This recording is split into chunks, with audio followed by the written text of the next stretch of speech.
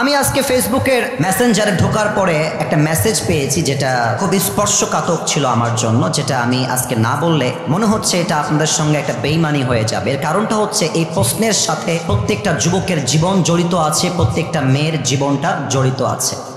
একজন যুবক আমাকে লিখেছে যে হুজুর, আমি সুইসাইড করতে চাই, আত্মহত্যা করতে চাই, এবং আত্মহত্যা করার পূর্বে আপনার সাথে আমি 1 মিনিট কথা বলতে চাই। তো পুরো মেসেজ পড়ে বুঝতে পারলাম যে যুবকটা কোথাও কোনো একটা অবৈধ সম্পর্কে ছিল এবং সে কষ্ট পাওয়ার কারণেই মূলত সুইসাইড করবার জন্য ডিসিশনটা সে ফাইনালি নিয়ে ফেলেছে। আমার তো মনে হয় যুবক ভাইরা একমত হবে কিনা আমি জানি না, বেশিরভাগ যুবকদের জীবন নষ্ট হয়ে যায় চরিত্রহীন নারীর জন্য। যুবক ভাইরা, অনেক মেয়েদের কাছে যুবকদের জীবন নিয়ে খেলা একটা ব্যবসার মতো হয়ে গেছে, তাই না বলে? আর আজকালকার মেয়েরা বোরকা পরলে কিন্তু দিনদার হওয়া যায় না যুবক ভাইরা।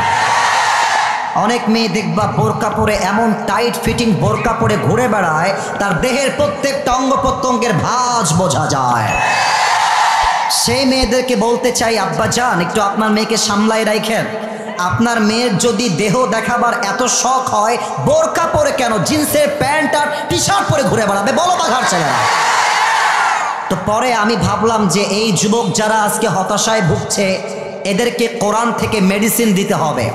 এরা যদি কোরআন থেকে মেডিসিন পেয়ে যায়, এরা এদের জীবনে এত এত এত এত এত উঁচুতে যাবে, কোনো মেয়ের জন্য ছ্যাঁকা খাওয়ার কোনো প্রশ্নই নাই। প্রত্যেকটা মেয়ে তাকে বিয়ের জন্য পেছনে লাইন ধরে দাঁড়িয়ে যাবে। আসো আমরা কোরআনকে বলি যে কোরআন, তুমি আমাদেরকে এমন কিছু আয়াত বলে দাও যে আয়াতগুলো আজকে বাঘার মাহফিলে শুনলে আমার জীবনে কষ্ট হতাশা বলতে কিছুই থাকবে না। কোরআন তো বলতে চায়, আমরা কি শুনতে চাই? নাউজুবিল্লাহ, আওয়াজ কমে গেছে। কোরআন তো বলতে চায়, আমরা কি শুনতে চাই? প্রথম আয়াত আল্লাহ তাআলা বলছেন, সূরাতুল বাকারাহ 286 নম্বর আয়াত, অর্থাৎ শেষ আয়াত। আউযু বিল্লাহি মিনাশ শাইতানির রাজীম। লা ইউকাল্লিফুল্লাহু নাফসান ইল্লা উসআহা। Allah says in this ayah, He doesn't test anybody beyond their power. আল্লাহ বলছে, আমি কখনো আমার বান্দাকে তার সাধ্যের বাহিরে কোনো বোঝা চাপিয়ে দেই না। যার জীবনে যে কষ্ট এসেছে, সে এই কষ্ট সহ্য করতে পারে বিধায় তাকে আল্লাহ সেই কষ্ট দিয়েছে। আল্লামা ইকবাল এক চমৎকার কবিতা লিখেছেন উর্দু ভাষায়, যে কবিতার পুরো অর্থটাই এই আয়াতের সঙ্গে তাফসীর আকারে অ্যাড হয়ে যায়।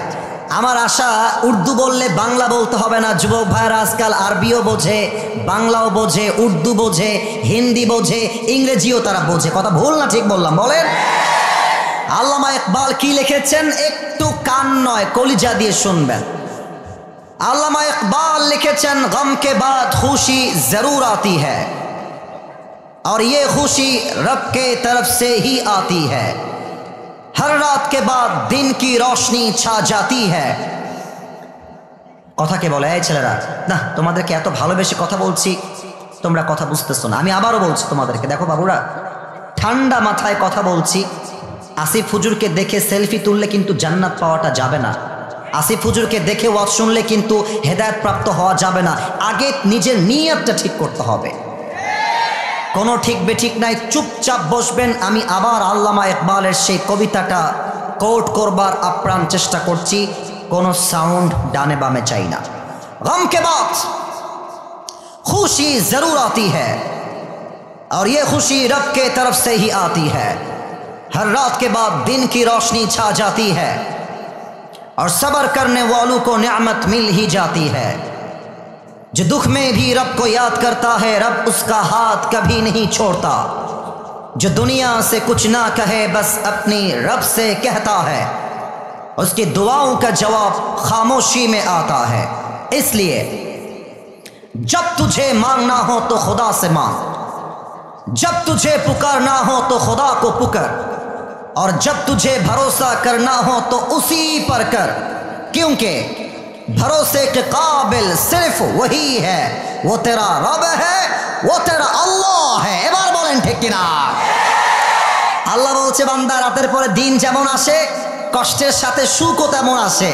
বিপদে আপদে ভয় পেয়ে যেও না, বুক চিড়ে দাঁড়িয়ে যাও, আল্লাহর ভরসায় সাহসটা বাড়াও, আল্লাহর নামে আগুন জ্বালাও বুকে, সত্যের পথে চলো, সাহস রাখো মুখে, ভয় পেলে চলবে না, রক্তে আগুন ধরাও, আল্লাহর সৈনিক তুমি, সেই পতাকা উড়াও। আরে আল্লাহ যখন পাশে কিসের এত ভয়, তাওয়াক্কুল করো, কাছে আসবে বিজয়। মিজানুর রহমান আজহারি হুজুর এক ঐতিহাসিক কথা বলে গিয়েছিলেন, আধারে ভয় পেও না, আলো আছে আড়ালে, অন্ধকার পালিয়ে যাবে তুমি উঠে দাঁড়ালে। ঠিক কিনা বলো? অতএব কোনো মেয়ে যদি তোমাকে ছেড়ে চলে যায়, মাথায় রাখবো ওর জন্য একটা বিয়ে জায়েজ, তোমার জন্য 4টা বিয়ে জায়েজ। কেউ তোমাকে বাদ দিয়ে একটা বিয়ে করলে তুমি 4টা বিয়ে করে দেখা দিবা, পরের টাইম তোমার কাছে নয়। অতএব শেষ কথা ভূমিকার বলো একবার আওয়াজ দিয়ে, সুখে দুঃখে ভরসা এক সত্তা, এটা জোরে বলতে হবে। বলেন সবাই তিনি কে? আরেকবার বাঘাবাসী তিনি কে?